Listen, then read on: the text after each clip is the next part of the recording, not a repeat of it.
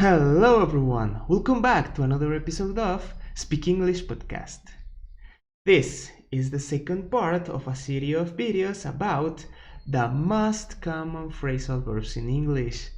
So let's continue with 10 more phrasal verbs. Go on! And it is our first phrasal verb of today. It means to continue doing something. For example, the speech seemed to go on forever. Okay, let's continue with another one. Look after. It means to care for or to take responsibility for. For example, the nurse looked after the patient for months until he was better. Very good. Hold on. What it means? To hold something for a long time. For example, hold on tight to the railing.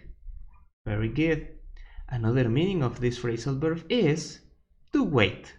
For example, hold on, don't throw that away. Very good. Another phrasal verb, look forward to. It means to feel excited about something that is going to happen. For example, I am really looking forward to seeing you again. Very good. Another one, watch out. It is used to tell someone to be careful. For example, watch out in the mountains. There are bears there. Very good. Another one, look up. It means to search for a piece of information in a book or on the internet. For example, look it up at the dictionary. Excellent. Let's continue with another meaning of this phrasal verb. Well, to mention that something is improving. For example, the economy is finally looking up. Very good.